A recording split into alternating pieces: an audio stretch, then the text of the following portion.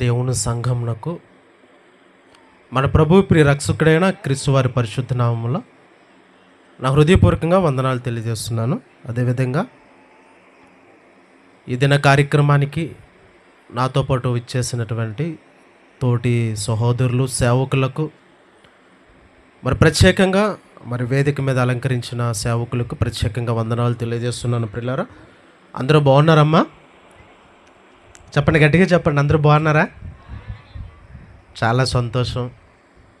దేవుడిచ్చినటువంటి తన యొక్క మహాకృపా భాగ్యాన్ని బట్టి తన ఉన్నతమైన మాటలు మీ అందరితో పాటు పంచుకునే అవకాశాన్ని దేవుడు నన్ను ప్రేమించినందుకు మనందరి తరపున మన కన్న తండ్రి అయిన దేవునికి నా హృదయపూర్వకంగా వందనాలు తెలియజేస్తున్నాను. ప్రియులారా, మీరందరినీ కూడా దేవుడు ఆరోగ్యంగా ఉంచి ఈ దినము కొరకు మిమ్మల్ని అందరినీ దేవుని సన్నిధిలో ఉంచినందుకు మన అందరి తరపున మన కన్న తండ్రి అయిన దేవునికి ప్రత్యేకంగా వందనాలు తెలియజేస్తున్నాను.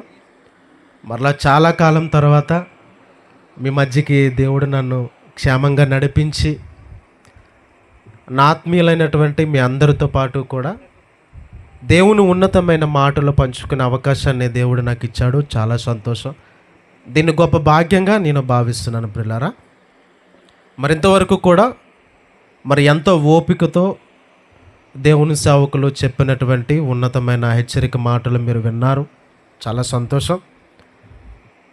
రెండవ పాఠ్యాంశంగా మరికొద్ది నిమిషాలు దేవుని మాటలు చెప్పి మనం సెలవు తీసుకుందాం. అందరూ కూడా తలలో ఉంచి కళ్ళు మూసుకున్నట్లయితే ప్రార్థన చేసుకుందాం. ప్రియులారా, అవకాశం ఉన్న ప్రతి ఒక్కరు కూడా మోకరించండి. లేని పక్షాన తలలో ఉంచి కళ్ళు మూసుకున్నట్లయితే ప్రార్థన చేసుకుందాం. మహాపరిశుద్ధుడును ప్రేమ కలిగిన మా తండ్రి,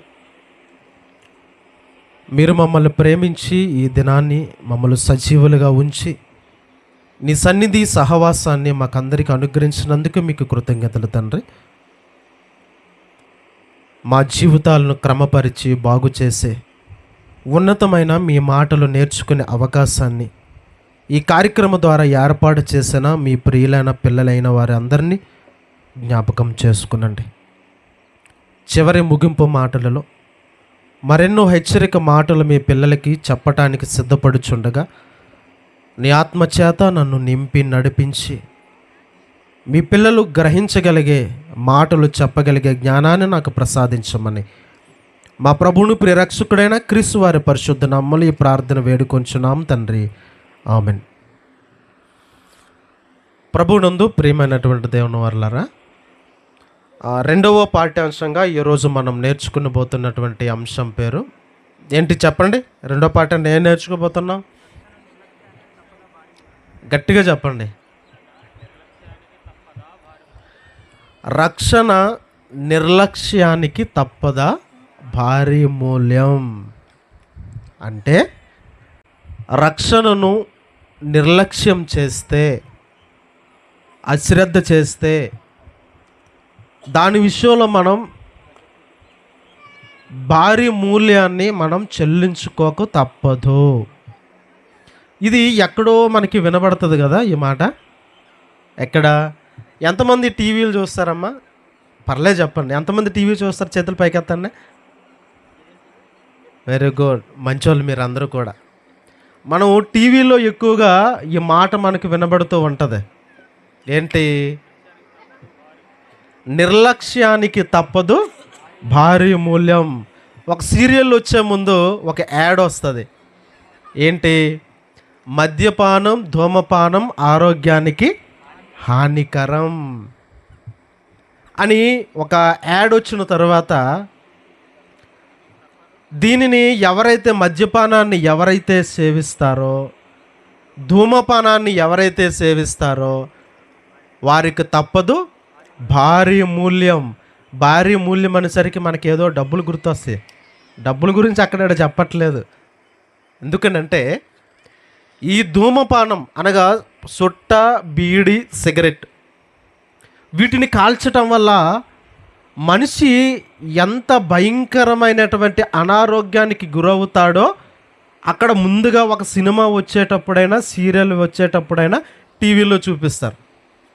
అలాగే ఎక్కువగా మన ఏజెన్సీ ప్రాంతాల్లో నాటు సారా మందు ఆ మందు లేనిదే అసలు మనం ఒక అడుగు కూడా ముందుకు వేయలేని పరిస్థితులు ఎక్కువగా చాలా మందిలో ఉంటాయి.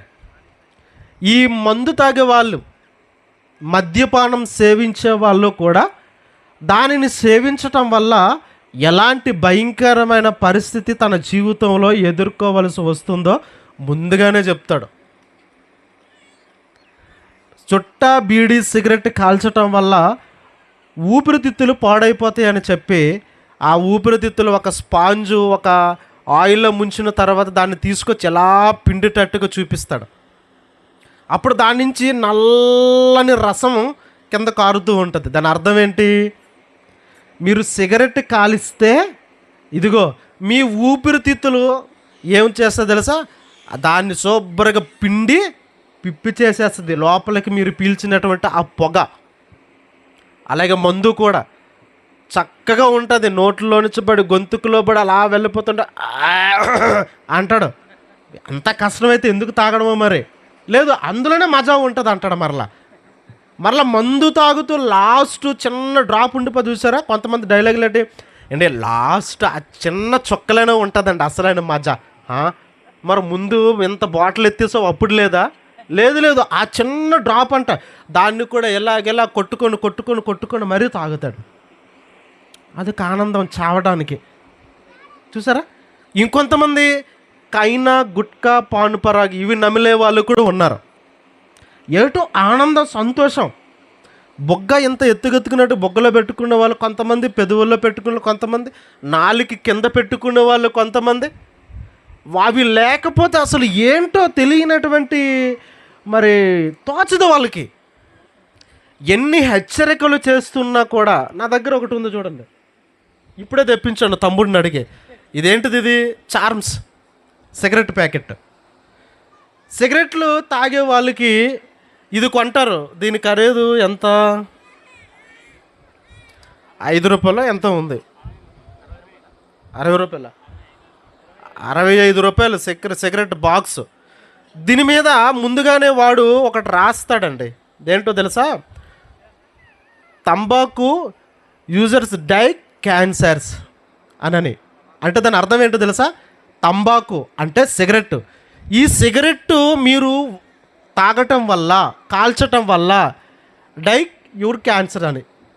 అంటే ఇది కాల్చడం వల్ల మీకు ఏమొస్తుంది? మంచి బలం వస్తుంది అని అనకండి. ఏమొస్తుంది? క్యాన్సర్. ఇక్కడ చూడండి, ఆ సిగరెట్ కాల్చేవాడు ఫోటో ఇక్కడ వేసాడండి. ఎంత అందంగా ఉందో చూడండి. ఆ సిగరెట్ తాగేవాడు ఫోటో ఇక్కడ వేసాడు. దాని మూలంగా వాడికి ఏమొచ్చింది తెలుసా? ఈ దవడంతా కూడా క్యాన్సర్ మొత్తం తినేసింది. దేనివల్ల? సిగరెట్టు కాల్చటం వల్ల, గుట్కా కైని పానుపరాగులు నవ్వటం వల్ల.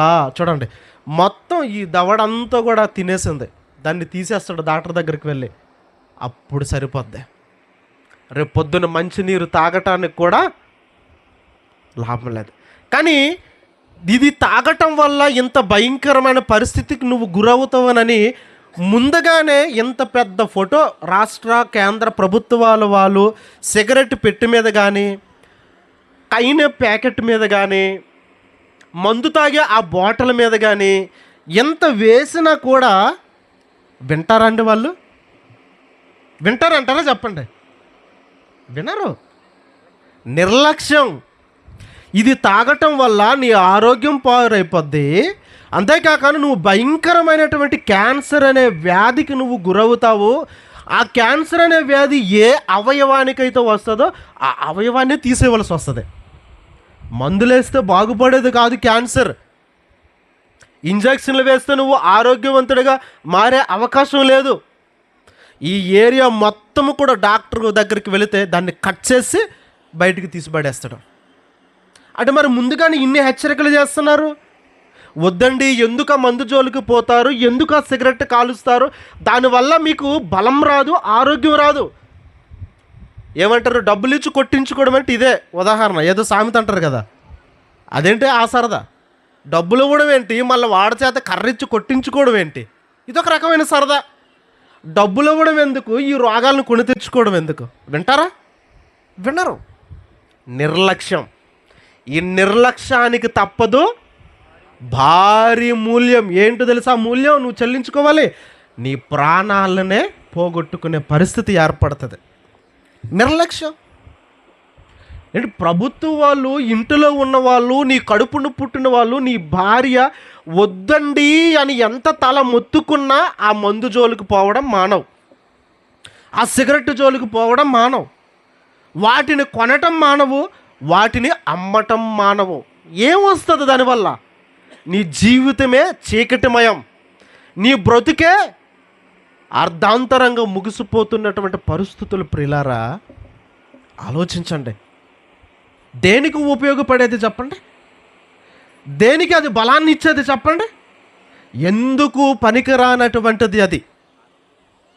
ఆరోగ్యానికి బలం కాదది, ఆరోగ్యానికి హానికరం. ఆరోగ్యానికి హానికరం అండి. ఎందుకు హానికరంగా మారిపోయిందంటే మనలో ఉన్నటువంటి నిర్లక్ష్యం. తినే ఆహారం మీద మనం శ్రద్ధ చూపించాం, ఏది పడితే తినేస్తాం. సంతకెళ్ళాం అనుకోండి, అమ్మిన పకోడీలు అన్ని పొట్లాలు కొట్టేసి అక్కడ సగం తిని మరికొని ఇంటికి తీసుకొస్తాం. ఏంటి? ఇంట్లో పిల్లలు ఉంటారు కదా, వాడు ఏమైనా మంచి ఆయిల్ వండుతాడా? వండి వండి వండి వండి ఆ ఆయిల్ ద్వారా ఏమొస్తుందో దాని ద్వారా కూడా క్యాన్సర్ వస్తుంది. మీరు సంతకి వెళ్ళి ఆ పకోడీలు బజ్జీలు తినకండి, అవి కొనకండి, క్యాన్సర్ రోగం వస్తుంది దానివల్ల. మనకేంటి చూడగా నా ప్లేట్లోనే ఎంత చక్కగా కనబడుతుంది అండి. పకోడీలు, బజ్జీలు, పొంగడాలు, జంతుకులు, గారెలు, మన ఇంటిలో వండుకునే గంజి నీరు చాలు మనకు మంచి ఆరోగ్యం. కానీ బయటవాడు అమ్మినటువంటి బిర్యానీ చాలా ప్రమాదకరమైనది. మంచి రుచి రావడం కోసం ఎన్నో రకాలైనటువంటి కెమికల్స్ కలుపుతాడు అందులో. బిర్యానీ అనేసరికి అబ్బా ఎంత కొండంత బలం వచ్చేస్తుందో తినకముందే, తిన్న తర్వాత నీకు తెలుస్తుంది. అదొక నెమ్మదిగా నీ అవయవాలను పాడు చేసే విషపూరితమైనటువంటి ఆహార పదార్థాలు. తినే ఆహారంలో శ్రద్ధ ఉండదు, త్రాగే నీరు విషయంలో శ్రద్ధ ఉండదు, మరి ఒంటికి ఉన్నటువంటి మరి అనారోగ్య విషయంలో శ్రద్ధ ఉండదు, ఏ భద్రత విషయంలో మనకి శ్రద్ధ ఉండదు. తింటాం ఎక్కడ గిన్నెలు అక్కడే, ఇల్లంతా చెత్త, ఎక్కడ చెత్త అక్కడే, బట్టలన్నీ మాసిపోయి ఎక్కడ బట్టలు అక్కడే ఉంటాయి. మనం శ్రద్ధ చూపిస్తేనే కదా మన ఇంట్లో శుభ్రంగా ఉంటుంది, మన ఆరోగ్యం శుభ్రంగా ఉంటుంది. మనం నిర్లక్ష్యం చూపించామనుకోండి, తినే ఆహారం విషయంలో దొరికిందంతా వేసాం అనుకోండి, చాలా త్వరగా వెళ్ళిపోతాం. ఎక్కడికి? ఇంటికి కాదు, ఆ పక్కనే ఉంది చూసారు ఆ చివర ఏముంది అక్కడ? మీకు తెలియకపోవచ్చు, నాకు తెలుసు ఆ చివర ఏముందో, శ్మశానం. అక్కడికి వెళ్ళిపోతాం మనం త్వరగా. దొరికిందంతా లోపలేసిస్తూ ఉంటే, దొరికింది కదా అంతా చెప్పేసి మనం తాగేస్తూ ఉన్నాం అనుకోండి. కూల్ డ్రింకులు, అబ్బా చల్లని శీతల పానీయాలు, కూల్ డ్రింకులు అంటారు. ఎవరైనా చుట్టాలు వస్తే వెంటనే ఏమిస్తారు? కొబ్బరి బొండం ఇవ్వరు, ఒక మంచి వేడి నీళ్ళు ఏమి ఇవ్వరు, కూల్ డ్రింక్స్ ఇస్తారు. ఏంటవి కూల్ డ్రింక్స్? మన పాలిట అవి విషం. ఏమనుకున్నారండి? కూల్ డ్రింక్స్ అంటే విష పదార్థాలు అవన్నీ కూడా. కానీ మనం వచ్చినటువంటి చుట్టాలందరికీ కూల్ డ్రింక్స్ పెడతాం, మనం అందరికీ అవే వండి పెడతాం, అవే తాగనిస్తాం. కానీ అవే మన పాలిట శాపంగా మారిపోతున్నాయి. ఎంతమందికి తెలుసు ఈ సంగతి? నిర్లక్ష్యం. నిర్లక్ష్యానికి తప్పదు భారీ భయంకరమైనటువంటి మూల్యం అన్న సంగతి ఎంతమందికి తెలుసు? ఇది తెలిసినా మనం పట్టించుకోం. పోనీ దాన్ని వదిలేయండి, పాఠంలోనికి వచ్చేద్దాం. మరి రక్షణ అంటే ఈ రక్షణ విషయంలో నిర్లక్ష్యంగా మనం వ్యవహరిస్తే, రక్షణ విషయంలో మనం పట్టించుకోకుండా ఉంటే, దీని విషయంలో మనం అశ్రద్ధగా ఉంటే మరి ఎలాంటి భారీ మూల్యాన్ని చెల్లించుకోవలసి వస్తుంది, ఎలాంటి భయంకరమైనటువంటి ప్రమాదానికి మనం గురవుతాం. ఇది ఖచ్చితంగా తెలుసుకోవాలి. కాల్చే బీడీ విషయంలోనూ, తాగే మందు విషయంలోనూ, సేవించే ఖైనీ గుట్కా పాన్పరాగుల విషయంలోనూ మనం నిర్లక్ష్యంగా ఉంటే చూడండి, దానికి ప్రతిఫలం ఆ అవయవాళ్ళు తీసిపారేస్తారు, క్యాన్సర్ రోగంతో చస్తాం, భారీ మూల్యం. మరి రక్షణ విషయంలో మరి ఏం చెయ్యాలి? ఎవరికి రక్షణ? అసలు రక్షణ అవసరత ఎవరికి ఉంది? ఈ విషయాలన్నీ కూడా బైబిల్లో నుంచి మనం ఆలోచన చేస్తే ప్రియులారా, ఈరోజు ప్రపంచంలో ఉన్నటువంటి ప్రజలందరి యొక్క పరిస్థితి ఎలాంటి దయనీయమైనటువంటి స్థితిలో ఉందో దేవుడు బైబిల్ గ్రంథంలో వ్రాయించాడు పిల్లారా. ఒకసారి ఆ మాట చూసుకుని మనం ముందుకు వెళదాం. బైబిల్ ఉన్న వాళ్ళందరూ ఒకసారి తీసి చూడండి. హెబ్రీయులకు రాసినటువంటి పత్రిక 2వ అధ్యాయం 15వ వచనం. ప్రపంచంలో ఉన్నటువంటి ప్రజల పరిస్థితి, వాళ్ళు ఎలాంటి రక్షణ విషయంలో జాగ్రత్త కలిగి ఉన్నారా, అజాగ్రత్తగా కలిగి ఉన్నారా, అజాగ్రత్తగా కలిగి ఒకవేళ ఉంటే వాళ్ళు ఎలాంటి మరి భయంకరమైనటువంటి పరిస్థితుల్లో ఉన్నారో అపోస్తులుడైనటువంటి పౌలు గారు అక్కడ చెబుతూ, హెబ్రీ పత్రిక 2వ అధ్యాయం 15వ వచనం 2వ మాట, అనగా అపవాదిని మరణం ద్వారా ఆ జీవితకాలం అంతా. 2వ మాట చూడండి, హెబ్రీ పత్రిక 2వ అధ్యాయం 15వ వచనం, జీవితకాలం అంతయు మరణ భయము చేత దాస్యమునకు లోబడిన వారిని. ఇక్కడ ఒక మాటను పౌలు గారు చెప్పారు, జీవితకాలం అంతయు కూడా అని చెప్పాడు. ఎవరి జీవితకాలం అమ్మా? ఎవరి జీవితకాలం? ఇక్కడ పశువుల గురించో పక్షుల గురించో దేవుడు చెప్పట్లేదు. అర్థమవుతుంది కదా? ఎవరి జీవితకాలం? మన జీవితకాలమే. నా జీవితకాలం ఎంతో నాకు తెలియదు, కానీ దేవుడు ఇక్కడ కూర్చున్నటువంటి ప్రతి ఒక్కరికి కూడా ఎంతకాలం ఈ భూమి మీద బ్రతకాలో దేవుడు కొంత ఆయుష్కాలాన్ని నియమించాడు. దానికి పెట్టినటువంటి మరొక పేరే జీవితకాలం. మనం జీవించే కాలం, ఈ జీవించే కాలం పుట్టినప్పటి నుంచి మరణించినంత వరకు దేవుడు మన కొరకు నియమించినటువంటిది, ఏర్పాటు చేసినటువంటిది. దాని గురించే దేవుడు చెబుతూ ఇక్కడ ఏమంటున్నాడు, జీవితకాలం అంతయు మరణ భయము చేత దాస్యమునకు లోబడిన వారిని. జీవితకాలం అంతయు కూడా దాస్యమునకు అంటే ఒక మనిషి సగటు జీవితకాలం. ఇప్పుడు 70 సంవత్సరాలు వేసుకుందామండి, 50 సంవత్సరాలు వేసుకుందామా? ఇప్పుడు 50 సంవత్సరాలు వేసుకుందాం. నా జీవితకాలం 50 సంవత్సరాలు అనుకుంటే, ఈ 50 సంవత్సరాల ఆయుష్కాలం కలిగినటువంటి మనిషి యొక్క పరిస్థితి ఎలా ఉందంట? మరణ భయము చేత. ఎవరు? మరణం అనే భయం చేత మనిషి తాను బ్రతికిన జీవితకాలం అంతా కూడా దాస్యరకంగా, దాసుడుగా, పనివాడిగా, కూలివాడిగా బ్రతుకుతున్నాడంట. మీకు అర్థమైందో లేదో? సగటు మనిషి జీవితకాలం అంతా కూడా మనిషి మరణం అనే భయం చేత బ్రతుకుతున్నాడంట. ఏంటి అదేంటంటే, నేను ఇక్కడ హ్యాపీగా కూర్చున్నాను కదండి, నాకేంటండి మరణ భయం అని మనం అనుకోవచ్చు, అంతే కదండి? చుట్టూ చూస్తాం, మరణం అనేసరికి ఏమొస్తుంది, ఏం గుర్తొస్తుంది? ఒక పాము కాటు వల్ల చనిపోయినటువంటి వాళ్ళు మరణిస్తారు, విషం తాగటం వల్ల మరణిస్తారు, రోడ్ల మీద యాక్సిడెంట్ అయిన వాళ్ళు మరణిస్తారు, అంతే కదండి? ఒక గ్యాస్ స్టవ్ పేలిపోయి చనిపోయిన వాళ్ళకి మరణం వస్తుంది. మనకి తెలిసినటువంటి మరణం ఈ రకమైనటువంటి పద్ధతిలో వస్తుంది. కానీ మనిషికి తెలియకుండానే మనిషి మరణం అనే భయం చేత బ్రతుకుతున్నాడన్న సంగతి ఎంతమందికి తెలుసు? మరి అదేంటండి, అదేం మరణం, అదేం చావు? మనకు తెలిసినటువంటి మరణం మన ఆయుష్కాలం తీరిపోవడం. కానీ మనకు తెలియనటువంటి మరణం ఏంటో తెలుసో, దాని గురించి దేవుడు చెప్తున్నాడు. మనిషి సగటు జీవితకాలం అంతా కూడా అమ్మో ఎప్పుడు చచ్చిపోతానో అని అనుక్షణము కూడా భయంతోనే బ్రతుకుతున్నాడంట.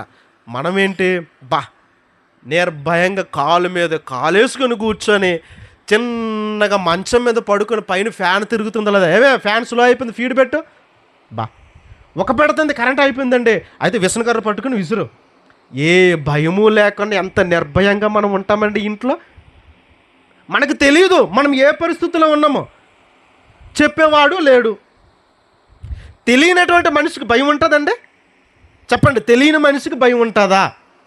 ఏంటి అక్కడ ఆ త్రోవ అంటూ వెళ్ళారంటే అక్కడ వద్దండి అని అన్నారు అనుకోండి, ముందు అని నోరు ఆవలిస్తాడు. ఎందుకు? అమ్మో అక్కడ ఏ రకమైన ప్రమాదకరమైన పాములు ఉన్నాయో, ఎలాంటి విషపూరితమైన జంతువులు ఉన్నాయో ముందుగానే భయపడిపోతాడు, అంతే కదండి? ఇది ముందుగానే తెలిస్తే. అదే తెలియకపోతే నిర్భయంగా ఉంటాడు, ధైర్యంగా ఉంటాడు మనిషి. అలాగే మనిషి జీవితకాలం అంతా కూడా ఎలా ఉందంట? మరణ భయము చేత దాస్యమునకు లోబడిన వారిని, మరణం అనే భయము చేత నిత్యము కూడా మనిషి బ్రతికిన జీవితకాలం అంతా కూడా ఆ మరణం అనే భయము చేత బ్రతుకుతున్నాడంట. మనిషి దాస్యములో ఉన్నాడంట, ఒక పనివాడిగా కూలివాడిగా ఉన్నాడంట. ఎవరి దగ్గర బానిసగా బ్రతుకుతున్నాడు మనిషి? ఎవరి దగ్గర బానిసగా బ్రతుకుతున్నాడు మనిషి? ఏ మరణం అనే భయము చేత మనిషి బ్రతుకుతున్నాడు తన జీవితకాలం అంతా? ఈ విషయాలన్నీ కూడా ఈరోజు మనకి తెలియాలి ప్రియులారా. ఎందుకనంటే ఆ మరణం అనే భయం చేత బాధింపబడి బానిసగా ఒకవేళ ఇక్కడ కూర్చున్నటువంటి మనము కూడా అందులో లిస్టులో ఉన్నామేమో, అంతే కదండి? ఆ లెక్కల్లో మనము కూడా ఉన్నామేమో. మరణం అనే భయము చేత జీవితకాలం అంతా కూడా మనుషులు బ్రతుకుతున్నారంట. మరి మనమెవరు? మనము మనుషులమే. మరి ఆ చెప్పినటువంటి ఆ లిస్టులో, ఆ మనుషులలో మనము కూడా ఒకవేళ ఉన్నామా? దేవుడు చెప్పాడండి, జీవితకాలం అంతయు కూడా మరణ భయము చేత దాస్యమునకు లోబడినటువంటి వారు ప్రపంచ ప్రజలందరూ కూడా మరణం అనేటువంటి దాస్యమునకు లోబడి బిక్కుమంటూ ఎప్పుడు చనిపోతామా, ఎప్పుడు ప్రాణాలు పోతాయా అన్నటువంటి భయములో మనుషులు బ్రతుకుతున్నారంట తాముకు తెలియకుండానే. మరి ఏంట మరణం? శరీరానికి వచ్చే మరణాన్ని గురించి దేవుడు చెప్పట్లేదండి. దేనికి వచ్చే మరణాన్ని గురించి ఎఫెసీ పత్రిక 2వ మొదటి 2 వచనాలు చెప్తాడు. మీ పాపముల చేత అపరాధముల చేత మీరు ఏమైపోయారు? అందరూ కూడా గట్టిగా చెప్పండి. చచ్చిపోయాం. నువ్వు జీవించుచున్నావన్న పేరు మాత్రమే నీకుంది, కానీ బ్రతుకున్న శవానివి నువ్వు అని అంటున్నాడు దేవుడు. అవునా? మరి అదేంటండి? మరి ఆయన మాట్లాడుతున్నాడు కానీ శవంతో సమానం. అదేంటండి? రోజు 3 పూట్ల గట్టిగా తింటున్నాడండి. తింటాడు, కానీ సచ్చిన శవంతో సమానం. అవునా? చనిపోయాడా? మనమేమనుకుంటాం? ఏదైనా యాక్సిడెంట్ అయిపోయిన తర్వాత ఎవరైనా కదలకుండా మెదలకుండా ఉంటే ఆడు చనిపోయాడని మనం అనుకుంటాం. వీధిలో ఎవరైనా చనిపోయారంటే వీధి మధ్యకు తీసుకుని వచ్చి ఒక చాప పరిచేసి మంచం మీద పెట్టి టెంట్ వేసి బంధువులకు ఫోన్ చేసి అయ్యగారిని పిలిపించి ప్రసంగం చెప్పించి స్నానం చేయించి అక్కడ గొయ్యి రెడీ చేసి పెడతాం మనం. వాళ్ళు చనిపోయిన వాళ్ళు అనుకుంటారు మనం. వాళ్ళు కాదండి చనిపోయిన వాళ్ళు విశ్రాంతులకు వెళ్ళిన వాళ్ళు. అసలు చనిపోయిన వాళ్ళు ఎవరో తెలుసా? పాపము చేసి అపరాధము చేసి దేవునికి విరోధంగా తమ జీవితంలో దేవునికి చోటు ఇవ్వకుండా బ్రతికినటువంటి ప్రతి ఒక్క మనిషి కూడా దేవుని దృష్టిలో సచ్చిన శవముతో సమానం. మీరు పాపముల చేత అపరాధముల చేత మీరు చచ్చిన వారై ఉండగా మరణ భయము చేత మీరు బ్రతుకుతున్నారు. అక్కడ ఎబ్రీ పత్రికలు చెప్పాడు, మరణం అనే భయం చేత మీరు బ్రతుకుతున్నారు. ఎంతకాలం? జీవితకాలం అంతా కూడా. ఏంటి, నేను ఈరోజే పాపం చేశానండి, నిన్న పాపం చేయలేదండి అనే వాళ్ళు చేతులు పైకెత్తండి. పర్లేదు, చేయి పైకెత్తండి. మనసు ఒప్పుకోదండి. ఎందుకు? నిన్న పాపం చేస్తాం, ఈరోజు పాపం చేస్తున్నాం. పాపం అంటే ఏదో వ్యభిచారమో, దొంగతనమో, దోపిడియో, నరహత్య అనుకోకండి. పాపము అంటే చెడు చూపు పాపము, అబద్ధం ఆడటం పాపము, మోహపు చూపు చూడటం పాపము, సిగరెట్ కాల్చడం పాపము, దోచుకోవటం పాపము. ఇవన్నీ కూడా పాపమేనండి. ఇవన్నీ కూడా అంతా కూడా పాపమే. కానీ ఇక్కడ దేవుడు ఏమని రాయించాడు? మీ పాపముల చేత అపరాధముల చేత మీరు చనిపోయారు. మీరు అబద్ధాలు ఆడిన ప్రతి ఒక్కరు కూడా పాపాత్ములే. నిజమండి. ఎవరి మీదైనా అసూయ పడ్డారు అనుకోండి, పాపాత్ముడే. ఎవరినైనా చూసి చాలులే నువ్వు గొప్ప ఉత్తమమైన వాడు అని అన్నారు అనుకోండి, నువ్వు పాపివే. నాకంటే గొప్ప చీర కట్టుకుందిలే, ఎంత అనుకో నా చీర ఎంత 200 300 చిన్న చూపు చూసావనుకో, అది పాపమే. ఓస్ ఆవిడ నా మెడలో ఉన్నదంట బంగారం కాదంట, ఆవిడ మెడలో ఉన్నదంట బంగారం అంట. నీకు తెలుసా అది రోల్డ్ గోల్డ్, నువ్వే నమ్మేకు అని అసూయ పడతావు చూసావా, అది పాపమే. మీరు 3 పూట్ల కూర వండుకొని పక్కనున్న వాళ్ళు గంజన్నం తింటారు అనుకోండి, అప్పుడు నువ్వేంటి ఎప్పుడు కూడా నువ్వే సొంతంగా కొనేసి లేకపోతే నువ్వు కష్టపడి తెచ్చిన డబ్బులతో నువ్వు కూర వండుకున్నావేంటి, ఎవరినో ఏదో అడిగి తెచ్చుకుని నువ్వు కూర వండుకున్నావు, లేకపోతే మాలాగే నువ్వు కూడా గంజన్నమే తింటావు అని అసూయ పడ్డావు అనుకో, ఇది కూడా పాపమే. నీ పక్కింటోడు ఆరోగ్యంగా ఉండే ఎప్పుడు నీ ఇంట్లో బాగలేదు అనుకోండి, నువ్వు ఇప్పుడు ఆడిని చూసి నువ్వు ఏడుస్తావు, ఎప్పుడు ఈ రోగాలు మాకే, ఆడి ఎప్పుడు కూడా ఆడికి ఒక రోగం రాదు, ఒక జ్వరం రాదు, తలనొప్పి రాదు, ఇది పాపమే. నీ సహోదరుడు బాగా బ్రతుకుతున్నాడు అనుకో, మంచి బట్టలు కొనుక్కుంటున్నాడు అనుకో, మంచిగా తింటున్నాడు అనుకో, అది కూడా చూసి ఓర్వలేకపోతున్నావు అనుకో, అది పాపమే. నువ్వు కొనుక్కోలేని వస్తువు వాడు కొనుక్కున్నాడని చెప్పేసి నువ్వేంటి, పోన్లు నా దగ్గర లేకపోయింది, పోన్లు వాళ్ళైనా కొనుక్కున్నారు బాగుంటే చాలు అని అనుకునే గొప్పలం మనం. అది ఎప్పుడు పోతుందని చూసేవాళ్ళం మనం, అంతే కదండి. కరెంటు పోయింది అనుకోండి, అప్పుడు మనం ఏం చేస్తాం, అరే వాళ్ళ ఇంట్లో కరెంటు ఉందో లేదో చూడరా అని చెప్పేసారు. అప్పుడు అమ్మ ఆ ఇంట్లో కరెంటు ఉందమ్మా అని అంటాడు, మరి అదేంట్రా మన ఇంట్లో కరెంట్ లేదు అని చెప్పేసి మన ఇంట్లో కరెంట్ లేకుండా 3 గంటల సేపు దోమలు కుట్టేస్తూ ఉంటే పక్కింటోడి కరెంట్ ఉందనుకోండి, పోన్లో మా ఇంటికి కరెంట్ లేకపోయినా పర్లేదు, దోమలతో మేము చచ్చిపోతున్నాం, పోన్లో వాళ్ళైనా సుఖంగా పడుకొని అని అంటామా. మాకు కరెంట్ లేదు కాబట్టి ఆడికి ఎప్పుడు కరెంటు పోతుందా అని ఎదురు చూసేవాళ్ళం మనం, అది పాపమే. ఏది పాపం కాదు చెప్పండి. మీ పాపముల చేత అపరాధముల చేత మీరు చచ్చిన వారై ఉన్నారు. ఎంతకాలం? జీవితకాలం అంతా కూడా. ఏంటి నేను ఎవరి మీద అసూయ పడనండి అని అంటామా, కోపపడనండి అంటామా. ఒకడు బాగుపడితే చూడలేం, ఒకరు చక్కగా బ్రతికితే మనం జీర్ణించుకోలేం. ఇంత కుళ్ళు, అసూయ, ద్వేషం, పగలు, ప్రతీకారాలు, బబ్బబ్బబ్బబ్బ తేనె పట్టుకు ఈగలు పట్టినట్టు మన అరికాలు మొదలుకొని నడినెత్తం వరకు ఇన్ని రోగాలతో కూడిన ఈగలన్నీ మనలోనే ఉంటాయి. ఏంటో ఈగలు? పాపపు ఈగలు మనకు ఒంటి నిండా పట్టి ఉంటాయి. కానీ ప్రియులారా ఆలోచించాలి మనం. దేవుడు అంటున్నాడు, జీవితకాలం అంతయు కూడా మరణం అనే ఈ భయము చేత నువ్వు పాపమునకు అధికారి అపవాది దగ్గర నువ్వు బానిసగా బ్రతుకుతున్నావన్న సంగతి నీకు గుర్తించాలి. నీకు 100 ఎకరాల భూమి ఉన్నా దేవుడంటే భయం లేకపోతే నువ్వు బానిసవి అపవాదికి. నువ్వు 1000 కోట్ల రూపాయల ఆస్తులు ఉన్నా నీ సహోదరుడికి ఆప్యాయకంగా పలకరించలేని నువ్వు, తన కష్టాల్లో ఆదుకోలేని నువ్వు, దేవుని కార్యక్రమాలకి సహాయపడని నువ్వు ఎందుకు చెప్పు? నువ్వు పాపివే. అది నిన్ను రక్షించదు. పాపముల చేత అపరాధముల చేత సమస్త మానవాళ్ళందరి పరిస్థితి కూడా ఈరోజు ఇదేనండి. అందరి పరిస్థితి ఇదే. మరి ఇలాంటి చావు బ్రతుకుల మధ్య ఉన్నటువంటి ఈ ప్రపంచ మానవాళికి ఏంటి కావాలి చెప్పండి? ఏం కావాలి? రక్షణ కావాలండి. ప్రపంచ ప్రజలందరికీ కూడా రక్షణ కావాలి. ప్రపంచ ప్రజలందరికీ కూడా విమోచన కావాలి.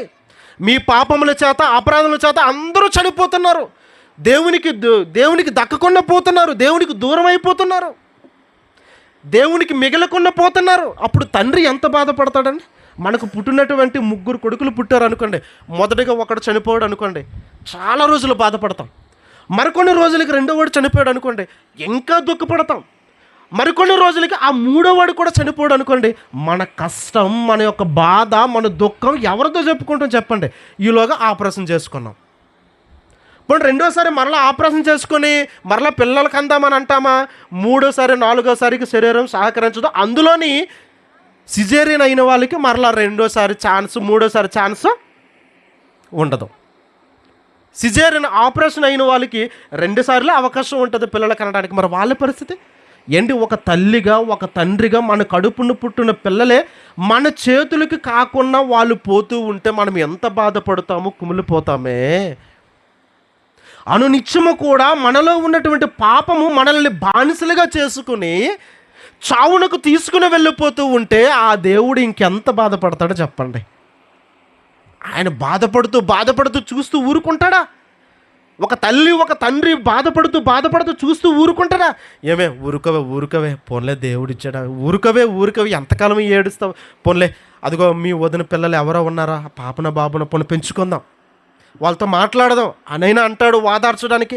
లేదా ఒక అనాథ శరణాలయం ఉందా, అనాథ శరణాలయానికి వెళ్ళి ఎవరిని ఒకరిని పెంచుకుందాం రావే, ఊరుకవే రోజు అంతకని ఏడుస్తాం, పోన్లే ఏం చేస్తాం, మనమైనా ఏం చేస్తాం చెప్పు, పిల్లలకైనా అవకాశమే లేదు, ఎవరిని ఒకరు పెంచుకుందాం అనే ఓదార్పు మాటలు భర్తనే ఇస్తాడు కదండి, భార్యనే ఇస్తుంది కదండి.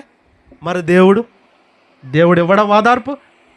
మనం చావుకు సిద్ధమైపోయి నిత్య నరకాగ్నికి వెళ్ళిపోవడానికి సిద్ధంగా ఉంటే ఆ క్షణంలోనే దేవుడు ఈ ప్రపంచానికి గొప్ప ఓదార్పునిచ్చాడండి. ఏంటో తెలుసా? రక్షణ. అమ్మయ్య, రక్షణ. ఈ ప్రపంచంలో ఏ ముఖ్యమంత్రి ఇవ్వని రక్షణ, ఏ ప్రధానమంత్రికి చేత కాని రక్షణ, ఏ గ్రామ పంచాయతీ ప్రెసిడెంట్కి అవకాశం లేని రక్షణ, 100 ఎకరాలు 1000 ఎకరాలు కోట్ల ఎకరాలు భూస్వామి ఇవ్వలేని రక్షణ, ముల్లోకాలను సృష్టించినటువంటి జగద్రక్షకుడు యేసుక్రీస్తు ప్రభుల వారు ఆయన ఎంత గొప్ప రక్షణ ఇచ్చాడో తెలుసండి. ఎవరు ఇవ్వలేని గొప్ప భాగ్యం అండి మనకి. అది దేన్ని పెట్టి మనం కొనగలం చెప్పండి? 100 ఎకరాల బంగారాన్ని అక్కడ పణంగా పెట్టి ఆ రక్షణ మనం కొనగలమా? 100 ఎకరాల భూమిని తాకట్టు పెట్టి ఆ రక్షణ మనం సంపాదించగలమా? మనం ఎవరైనా రికమెండ్ చేస్తే అది మనకు వచ్చే రక్షణ? ప్రధానమంత్రి గారండి, ఆయన కారు వేసుకుని వచ్చారండి, ఇదిగోండి ఆయనకి రక్షణ ఇవ్వండి ఉచితంగానంటే ఆయన ఇస్తాడా? రక్షణ ఎంత గొప్ప భాగ్యం అండి అది. రక్షణ ఈ ప్రపంచంలో ఎవ్వరు ఇవ్వలేని గొప్ప భాగ్యం. అందుకే ఆయన ఒక మాట చెప్తున్నారు చూడండి. పేతురు గారు రాసినటువంటి మొదటి పత్రిక 1వ అధ్యాయం చూడండి, ఎంత మంచి మాట అక్కడ దేవుడు రాయించాడో. పేతురు గారు రాసినటువంటి మొదటి పత్రిక 1వ అధ్యాయం 18-19 వచనాలు చూడండి ప్రియులారా. పితృపారంపర్యమైనటువంటి మీ వ్యర్థ ప్రవర్తనను విడిచిపెట్టునట్లుగా వెండి, మనకు విలువైన వస్తువులు ఏంటండి? వెండి. కొంతమంది చూడండి వెండివి పట్టీలు వేసుకుంటారు, వెండి వస్తువులు వేసుకుంటారు. ఇదిగోండి ఇది ఉన్న బ్రాస్లెట్, ఇది వెండి. ఇంకొంతమంది బంగారు దుద్దులు పెట్టుకుంటారు. దుద్దులు అంటే ఇవేనా దుద్దులు అంటారు? ఎక్కడ ఉన్నవా మరి తెలియదు. ముక్కు పొడుగు పెట్టుకుంటారు బంగారాన్ని, తర్వాత చెవులో పెట్టుకుంటారు, తాడు పెట్టుకుంటారు, చైన్లు వేసుకుంటారు, గాజులు వేసుకుంటారు. ఇవి విలువైన వస్తువులు అన్నీ కూడా వాటి గురించి చెప్తున్నాడు చూడండి ఇక్కడ. చదవండి ఇప్పుడు. వెండి బంగారము వంటి క్షయ వస్తువుల చేత మీరు విమోచింపబడలేదు.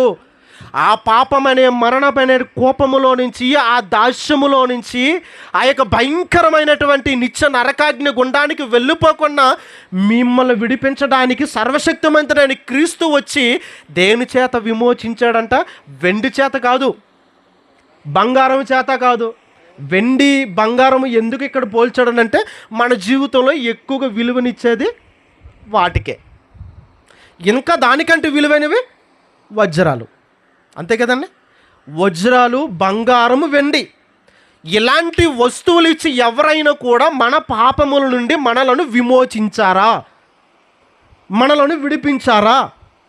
అలాంటివన్నీ కూడా అండి. అది ఎంత విలువైనదైనా, ఈ వెండైనా, ఈ బంగారమైనా, ఈ వజ్రమైనా, ఇవి ఏదో ఒక రోజు క్షయమైపోవలసిందే. బంగారం అలాగా చెవులో వేసుకుంటే కొన్నప్పటి నుంచి మనం చనిపోయినంత వరకు అలాగే ఉండిపోద్దని అనుకున్నారు. అలాగే ఉంటుందా? ఏమవుతుంది అది? చెప్పండి, ఏమవుతుంది చెప్పండి? అరుగుదల రాదా? అరిగిపోద్ది చెప్పండి. లేదండి కొన్నప్పుడు ఎలా ఉందో ఇప్పుడు కూడా అలాగే ఉందని అనేవాళ్ళు ఎవరైనా ఉంటే చేతులు ఎత్తండి. ఉండదు. కొన్నప్పుడు ఉన్నది 10 సంవత్సరాలు 5 సంవత్సరాల తర్వాత అలా ఉండదు. దాని నిగారింపు పోతుంది, మొత్తం అరిగిపోద్ది, అది క్షయమైపోద్ది. నువ్వు కొనుక్కున్నటువంటి ధరించుకున్న నీ వెండైనా, బంగారమైన, వజ్రమైన అవి క్షయమైపోతున్నవి. ఏదో ఒక రోజు అవి నాశనం అయిపోవలసిందే. అక్కడ చెప్తున్నాడు చూడండి, ఏమనని? వెండి బంగారముల వంటి క్షయ వస్తువుల చేత, అనగా నాశనమైపోయే అలాంటి వస్తువుల చేత మీరు విమోచింపబడలేదు. మీరు అలాంటి వస్తువుల చేత మనకి విమోచన కలగలేదు. మనల్ని ఎవరు కూడా విడిపించలేదు. మరి దేని చేత మనం విడిపింపబడ్డాం? అక్కడ చెప్తున్నాడండి, అమూల్యమైనటువంటి రక్తము చేత. అనగా ఎవరి రక్తం? మీ పక్కోళ్ళ రక్తం అనుకున్నారు. లేకపోతే మీ భార్య రక్తం చేత భర్త విమోచింపబడడు, భర్త రక్తం చేత భార్యకి విమోచన ఉండదు, బంధువుల రక్తం కూడా మనకి విమోచన ఇవ్వదు. పోనీ పర్లేదండి, పూర్వకాలంలాగా మరి పాపం చేస్తే వెంటనే బలేసేద్దామని అని చెప్పేసి పక్కంటోడు కోడు ఏ రాత్రిపూట తీసుకుని వచ్చి నువ్వు బలేసి నువ్వు పాపం నుంచి ప్రాయశ్చిత్తం పొందుదామంటే పాత నిబంధన కాలంలాగా ఇప్పుడు చెల్లుబాటు అవ్వదు. ఎంత చక్కగా చెప్పాడండి అక్కడ ఆయన. ఏమని చెప్పాడు? అమూల్యమైన రక్తము చేత, అనగా నిర్దోషమును, అనగా ఏ దోషము లేనటువంటి నిష్కలంకమునగు, ఏ కలంకము లేనటువంటి గొర్రె పిల్ల వంటి క్రీస్తు రక్తము చేత విమోచింపబడితరని మీరు ఎరుగుదురు కదా. మీకు తెలుసు కదా. తెలుసు అన్న చేతులు పైకెత్తండి, చేతులు పైకెత్తండి. అమ్మ తెలీదా? అమ్మ బామ్మగారు మీకు తెలీదా? అంటే మనం దేని చేత మన పాపముల నుంచి విమోచింపబడ్డామా మనకు తెలుసా తెలీదా? చెప్పండి అమ్మా, తెలుసా తెలీదా? తెలుసు. దేని నుంచి మనం విమోచింపబడ్డాం? బంగారం ద్వారా. బంగారం మన పాపం నుంచి విడిపించిందా? కాదు. మరి వెండి మన పాపం నుంచి మనల్ని విడిపించిందా? కాదు. వీటికంటే అమూల్యమైన వజ్రాలు ఏమైనా మన పాపముల నుంచి మనల్ని విమోచించిందా? కాదు. మరి మీ ఆయన రక్తం ద్వారా మీరు పాపం నుంచి విమోచింపబడ్డారా? మరి జీవిత భాగస్వామి అంటావు కదా, ఆ రక్తము నీకు పనికిరాదు. మరి ఎందుకు జీవిత భాగస్వామి? భార్య భర్తకి జీవిత భాగస్వామి, భర్త భార్యకి జీవిత భాగస్వామి అయినప్పటికీ కూడా ఒక భార్య పాపాన్ని తీయడానికి ఆ భర్త రక్తమే పనికిరాదు. ఇది విచారింపవలసిన విషయం. మరి దేని చేత మన పాపములు విడిపించబడ్డాయనంటే అక్కడ చెబుతున్నాడండి, అమూల్యమైన, వెలకట్టలేనటువంటిది, అతి శ్రేష్టమైనది, పరిశుద్ధమైనది, నిర్దోషమైనది, ఏ దోషము లేనటువంటిది, ఏ కలంకము కూడా లేనటువంటిది. మనకి కలంకం ఉంటుంది. మన రోగాలన్నీ ఎందులో ఉంటాయి చెప్పండి? ఎందులో ఉంటాయి? ఉదయం జ్వరం వచ్చింది, ట్యాబ్లెట్ వేసుకున్నారు, మధ్యాహ్నానికి తగ్గిపోయింది. మళ్ళీ రాత్రికి జ్వరం వచ్చింది, ట్యాబ్లెట్ వేసుకున్నారు, తగ్గిపోయింది. అప్పుడు ఏం చేస్తామండి? రక్త పరీక్షలు అంటాం, అంతే కదా. జ్వరం ఒక్కసారి వచ్చిన తర్వాత ట్యాబ్లెట్ వేసుకుని తగ్గిపోతే పర్వాలే, వచ్చి తగ్గుతూ ఉందనుకోండి, టైఫాయిడ్ అయినా అవ్వాలి, మలేరియా అయినా అవ్వాలి. అప్పుడు వెంటనే డాక్టర్ దగ్గరికి వెళ్ళి ఏం చేస్తాం? రక్త పరీక్ష చేసుకుంటే మన సకల రోగాలన్నీ కూడా ఎందులో దాగుంటే చక్కగా నివసిస్తాయి. ఎందులో? రక్తంలో. కానీ మన రక్తంలో ఏముంటుంది? అంతా కలంకమే. మన భర్త రక్తంలో కలంకం, మన భార్య రక్తంలో కలంకం, ఎన్నో రోగాలు. ఏంటో రోగాలు? పాపమనే రోగాలు. అందుకే ఈ రక్తాలు ఏవి కూడా మన పాపాలు తీయడానికి పనికిరావు. అందుకే ఒక వ్యక్తి రక్తం ఉంది, ఆ రక్తంలో ఏ రోగము కూడా లేదు, ఏ పాపము కూడా లేదు, ఏ కలంకము లేదు. పరిశుద్ధమైన రక్తం, పవిత్రమైన రక్తం, చాలా వెలకట్టలేనటువంటి రక్తం.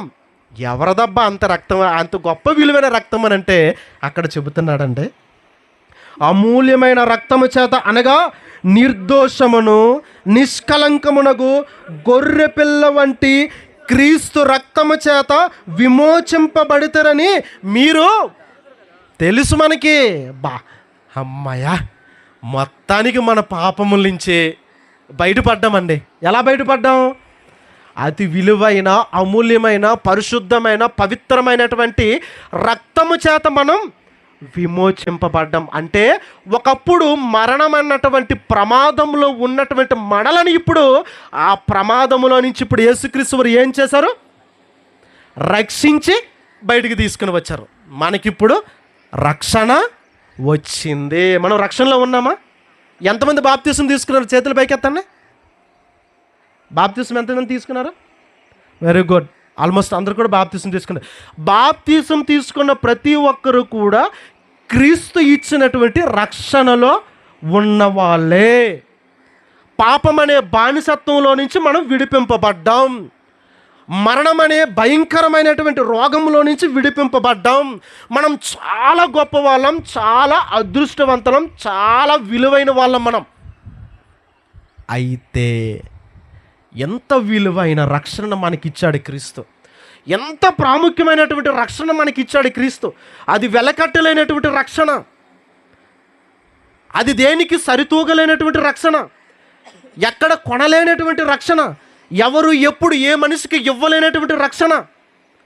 అంత విలువైనటువంటి రక్షణ క్రీస్తు మనకి ప్రసాదించాడు. ప్రియులారా, క్రీస్తు మనకి ప్రసాదించాడు విలువైనటువంటి రక్షణ. అంత విలువైనటువంటి ఈ రక్షణను మనకి అనుగ్రహించిన తర్వాత ఏం జరుగుతుందంట? ఎంత గొప్ప రక్షణ, ఎంత గొప్పదనం మనకి తెలిస్తే, అది చాలా విలువైనదని తెలిస్తే, మరల ఆ రక్షణ విషయంలో మనం ఏం చేస్తున్నాం? మన ఆరోగ్యం చాలా విలువైనది. మన ఆరోగ్యం చాలా విలువైనదని తెలిసి కూడా ఈ సిగరెట్ కాల్చామనుకోండి నిర్లక్ష్యంతో, అప్పుడు ఏమవుతుంది? మన ఆరోగ్యం నిర్లక్ష్యం చేస్తే ఏమవుతుంది? మన ఆరోగ్యమే చెప్పండి, ఆరోగ్యమే, గట్టిగా చెప్పండి, ఆరోగ్యమే మహాభాగ్యం. ఆరోగ్యానికి ఉన్నంత గొప్ప భాగ్యం ఇంక దేనికి లేదు. 100 కోట్లు ఉన్నాయి, ఏంటి లాభం? షుగరు, బీపీ, అన్ని రోగాలు తేనెపట్టులాగా ఉంటాయి. ఉప్పు వేసుకోలేడు, కారం తినలేడు, చప్పటివి తింటాడు. మరి అన్ని కోట్లు ఉన్నా ఎందుకు పనికి వస్తే చెప్పండి? 100 కోట్లున్నా సంతోషంగా బ్రతకలేడు. వేల ఎకరాల ఆస్తులు, భూములు ఉన్నా రోగాలు, మనశ్శాంతి ఉండదు. ఎవడెప్పుడు చంపేస్తాడో తెలియదు, ఎవడు ఏం తిన్నదాట్లో కలిపేస్తాడో తెలియదు, సుఖం లేదు. మరి ఆరోగ్యం ఉంటే దానికి మించిన భాగ్యం ఇంక ఏముంది చెప్పండి? ఆరోగ్యం. హ్యాపీగా ఉంటాం, హ్యాపీగా బ్రతికేస్తాం, గంజన్నం తినైనా. ఆరోగ్యమే మహాభాగ్యం. ఎంత మహాభాగ్యమైన ఆరోగ్యం విషయంలోనే మనం నిర్లక్ష్యం ఉంటే మన ప్రాణం మీదకి వస్తుంది. ఈ ప్రపంచంలో ఎవరు ఇవ్వలేనటువంటి అమూల్యమైన రక్షణ మనం పొందుకున్న తర్వాత కూడా అంత విలువైన రక్షణ విషయంలో మనం నిర్లక్ష్యం చూపిస్తే, అశ్రద్ధ చూపిస్తే ఎంత భారీ మూల్యాన్ని మనం చెల్లించుకుంటామో తెలుసా? ఎంత భయంకరమైన పరిస్థితుల్లోనికి మనం వెళ్ళిపోతామో తెలుసా? కొన్ని మాటలు చూసుకొని మనం ముగించుకుందాం ప్రియులారా. హెబ్రీలకు రాసినటువంటి పత్రిక 2వ అధ్యాయం ఒకసారి చూడండి. పౌలు గారు అంటూ, అదే హెబ్రీ పత్రిక 2వ అధ్యాయం హెబ్రీ పత్రిక 2వ అధ్యాయం 3వ వచనం. ఎంతో గొప్ప రక్షణ. చూడండి, ఆ పదప్రయోగాలు కూడా ఎంత చక్కగా రాశాడు పౌలు గారు. ఎంత గొప్ప రక్షణ, ఎంత గొప్ప రక్షణ, ఎంతో మాటల్లో చెప్పలేనంత గొప్ప రక్షణ. అది దాని అర్థం. ఎంత గొప్ప రక్షణ. అరే ఎంత తినేసావా అంటే దాని అర్థం ఏంటి చెప్పండి? అప్పుడప్పుడు వాడుక పదాలు. అరే ఎంత తినేసావా అంటే దాని అర్థం ఏంటి? చాలా తినేసావరా బాబు, చూడడానికి బక్కోడ్లాగా ఉంటావు కానీ 3 ప్లేట్లు తినేసారు. చాలామంది అలాగేనండి, బయటికి కనిపించడం మనుషులు సన్నంగా ఉంటారు కానీ 3 ప్లేట్. ఎవరైనా సన్నంగా ఉన్న ఫీల్ అవ్వకండి దయచేసి. సన్నంగానే ఉంటారు కానీ ఫుల్గా తింటారు, లావుగా ఉంటారు, ఇంతే తింటారు. ఇలాంటివి కూడా కొంతమంది ఉంటారు. అలాంటి వాళ్ళు ఎవరైనా ఉంటే ఫీల్ అవ్వకండి దయచేసి. కానీ ఇక్కడ పౌలు గారు చెప్తూ ఎంత గొప్ప రక్షణ, ఎంతో మాటల్లో చెప్పలేనంత గొప్ప రక్షణ మనం పొందుకున్నాం. క్రీస్తు మనకి ఇచ్చాడు, మనకు అనుగ్రహించాడు. మనం చాలా అదృష్టవంతులు, గొప్పలమండి. ప్రధానమంత్రికి లేదండి ఈ రోజు ఏంటి రాష్ట్ర ముఖ్యమంత్రి అవ్వడానికి తన్నుకొని చచ్చిపోతున్నారు. మన ఎలక్షన్లు అయినంత వరకు నేనైపోతానంటే నేనైపోతాను, నాకు మంత్రి పదవి ఇస్తారా, నాకు ఈ పదవి ఇస్తారా, ఆ పదవి ఇస్తారా, ఛీ నీకు రక్షణ ఇచ్చే నాయకుడు ఎవడైనా ఉన్నాడని ఏ రోజు వెతికావా? నీ బ్రతుకు బానిస బ్రతుకులో ఉందని ఏ రోజుని గుర్తించావా? నువ్వు మరణమనే బంధాలో నువ్వు బందీఖానేగా ఉన్నావని సంగతి ఏ రోజుని ఏ నాయకుడు నీ దగ్గరకు వచ్చి చెప్పాడా? 3 పూట్ల తిండి ఇస్తాం, రేషన్ కార్డు ఇస్తాం, సెంటు భూమి ఇస్తాం, ఆధార్ కార్డు ఇస్తాం, ఆరోగ్యశ్రీ కార్డు ఇస్తామని అంటే ఉదయాన్న 4 గంటలకు వెళ్ళిపోయి అక్కడ లైన్లు కడతాం మనం. అదే నీకు రక్షణ ఇస్తానంటే రక్షణ చూసారా? కొద్దిమంది ఇక్కడ కూర్చున్నారు. రక్షణ అంటే నిర్లక్ష్యం. అదే ఇక్కడ ఎకరం భూమి, కొత్త ప్రభుత్వం వచ్చింది కాబట్టి వచ్చిన వాళ్ళందరికీ కూడా ఎకరం భూమి ఇక్కడ ఉంటుంది. తెల్ల రేషన్ కార్డు ఉన్న వాళ్ళకి అనేసరికి ఇక్కడ కాదండి బాబు, ఆ కొండలు కూడా మనకు ఖాళీ ఉండదు, మనుషులు పెట్టడం. పాడేరులో ఉన్నోళ్ళు, అరకులో ఉన్నోళ్ళు, చుట్టుపక్కల ఉన్నోళ్ళు అందరూ వచ్చేస్తారు ఇక్కడికి. తెల్ల రేషన్ కార్డు ఉంటే ఎకరం భూమి ఇస్తారంట, కొత్త ప్రభుత్వం వచ్చింది. భూమి కోసం వచ్చేస్తావా? ఒక తులం బంగారం కోసం వచ్చేస్తావా? రేషన్ కార్డు కోసం వచ్చేస్తావా? రక్షణ అంటే వద్దా? నిర్లక్ష్యం. పోనీ వాళ్ళకంటే వద్దు. ఇప్పుడు ఆల్రెడీ రక్షణ మనం పొందుకున్నాం. ఈ రక్షణ పొందుకున్న వాళ్ళ గురించి కూడా అక్కడ చెప్తున్నాడు ఏమనని, ఎంత గొప్ప రక్షణను మనము లక్ష్యము చేసిన ఎడల అని లేదు అక్కడ. లక్ష్యము చేసిన ఎడల అంటే శ్రద్ధ చూపిన ఎడల అని లేదు. ఏమనుంది అక్కడ? ఎంత గొప్ప రక్షణను మనము నిర్లక్ష్యం, అశ్రద్ధ, ఎంత గొప్ప రక్షణను మనము నిర్లక్ష్యము చేసిన ఎడల ఎలాగూ తప్పించుకుందాం. ఎక్కడికి నువ్వు తప్పించుకుని పారిపోతావు? పిల్లక పట్టుకుని తీసుకొస్తాడు ఆయన రక్షణలోనికి. అంటే ఎంత గొప్ప మాటలు దేవుడు, హెచ్చరిక మాటలు మన కోసం దేవుడు రాయించాడు. పిల్లల రక్షణ క్రీస్తు వారు మనకి ఇచ్చాడు రక్షణ. ఈ పాపముల నుంచి విడిపించి మనల్ని పరిశుద్ధులుగా, నీతిమంతులుగా ఈరోజు అంటే క్రైస్తవులుగా పిలువబడుతున్నాం, ఒక సంఘ సభ్యుడిగా పిలువబడుతున్నాం. అంటే మనం చిన్న విషయం కాదండి ఇది. అమ్మా అందరూ వింటున్నారా? ఇది చిన్న విషయం కాదు. మీరు క్రైస్తవులు, మీరు ఫలానా క్రీస్తు సంఘ సభ్యులు, మీరు బాప్తిసం తీసుకున్నారు అని అంటే ప్రధానమంత్రి కంటే మీరు గొప్పవాళ్ళు, మీరు రాష్ట్ర ముఖ్యమంత్రి కంటే మీరు గొప్పవాళ్ళు. మీరు వాళ్ళకి లేని రక్షణ మీకు ఇచ్చాడు దేవుడు. వాళ్ళు పొందుకోలేని గొప్ప భాగ్యం దేవుడు మనకిచ్చాడు. అంత గొప్పవాళ్ళం మనం. అంత గొప్పవాళ్ళమైన మనం ఆ గొప్పతనం అని పిలువబడుతున్న రక్షణ విషయంలో నిర్లక్ష్యము చూపిస్తే ఏం చేశాడంట అక్కడ ఆయన? ఆ రక్షణ విషయంలో నిర్లక్ష్యము చేసిన ఎడల ఎలాగూ తప్పించుకుందరు? దేవుడు నిన్ను, నన్ను, మనల్ని ప్రేమించి మనం కుళ్ళుబోతులమైన, తిరుగుబోతులమైన, తాగుబోతులమైన, వ్యసనపరులమైన, అసహ్యులమైన, మన బ్రతుకులు బాగోకపోయినా నిన్ను, నన్ను, మనల్ని ప్రేమించి నీవు ఎంత చెడ్డోడు అయినా నీ కొరకు, నా కొరకు వచ్చి ఆయన ప్రాణం పెట్టాడే మహనీయుడు. ఆయన ప్రాణమే పెట్టాడు. ఆయన ప్రాణత్యాగ ఫలం మనకి రక్షణ. ఆయన ప్రాణం పెట్టి మనకి ఇచ్చిన ఈ రక్షణ విషయంలో దానిని కరెక్ట్గా సరైన రీతిలో సద్వినియోగపరుచుకోకపోతే నువ్వు ఎక్కడికి ఆయన విధించే శిక్ష నుంచి నువ్వు తప్పించుకుంటావు చెప్పు? క్రైస్తవుడిగా నిన్ను ఊరకనే చేశాడు అనుకున్నారా? మీరేదో బాప్తిసం తీసుకున్నాం, క్రైస్తవులం అయిపోయాం, పర్లేదండి. ఆదివారం ఒక్కసారి ఆ కోఆర్డినేటర్ గారికి, గుర్రాల తోట నడిపించే కోఆర్డినేటర్గా ఆయనకి కావచ్చు, ప్రిన్సిపాల్ గారు రాంబాబు గారికి కావచ్చు, లేకపోతే చిన్ని గారికి కావచ్చు, ఆదివారం ఒక్కసారి వచ్చి అమ్మ ఇలా వచ్చి వెళ్ళిపోవమ్మా మెరుపుతేగా అన్నట్టు ఆదివారం ఇలా వచ్చి అలా వెళ్ళిపోయే వాళ్ళు అందరూ కూడా జాగ్రత్త పడండి. మీకు ఇచ్చిన రక్షణ ఊరికినే ఇవ్వలేదు దేవుడు. ఆను నిత్యము కూడా బాప్తిసం తీసుకున్నప్పుడు దేవునికి ఏమని వాగ్దానం చేస్తారు మీరు? ప్రభువా, నేను బ్రతికిన జీవితకాలం అంతా నా రోగమందును, కష్టమందును, సుఖమందును, సమస్త విషయములందును కూడా నేను సన్నిధి సహవాసంలో ఉంటాను. నీ కొరకే బ్రతుకుతాను, నీ కొరకే జీవిస్తాను, నీ కొరకు నేను ప్రార్థనలో గడుపుతాను, నీ వాక్యాన్ని చదువుతాను, నీ సన్నిధి సహవాసంలో ఉంటాను, నీ సువార్త పరిచర్యలో ఉంటాను, నీ కొరకు దేవుని పనిలో నేను పాలుభాగస్తుడిగా ఉంటాను. నా దగ్గర డబ్బులు ఉంటే నా డబ్బులన్నీ కూడా కష్టాన్ని వెచ్చిస్తాను ఇలాంటి కార్యక్రమాలు వినియోగించడానికి. చూడండి, మత్స్యరాజు గారు చక్కగా టెంట కొనుక్కున్నారంట. సహోదరులు చెప్పారు, స్టేజీ ఆయనదనంట, దీని మీద కార్పెట్లు ఆయనవనంట, ఇంక ఎక్కడ కూడా ఇవి వాడలేదంట.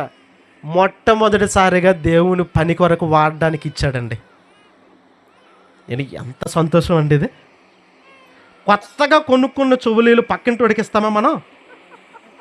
ఇవ్వం. కొత్తగా కొనుక్కున్న చెప్పులు మనం వేసుకోకుండా ఎవడైనా అడిగితే ఇస్తామా మనం? ఇవ్వం. కొత్త చీర, వదిన మరి ఇది మంచి చీర ఎక్కడ కొన్నావు? సీఎంఆర్లో. చాలా బాగుంది, అంచు బాగుంది, పాలు బాగున్నాయి, చీరకు పాలు వేస్తారు కదా, బాగుంది, జాకెట్ డిజైన్ బాగుంది, అమ్మ కొంచెం ఫంక్షన్కి వెళ్ళి వస్తాను, ఇస్తావా? ఇంకా నేనే కట్టుకోలేదు, నీకు అప్పుడు ఇస్తానా? ఇవ్వం. చీర ఇవ్వం, తర్వాత షర్ట్ ఇవ్వం, వాడుకున్న వస్తువులు ఇవ్వం, బాగా వాడేసిన తర్వాత అప్పుడు ఇస్తాం మనం. కొనుక్కున్న వస్తువులు ఇంక ఎక్కడ వాడలేదంటండి.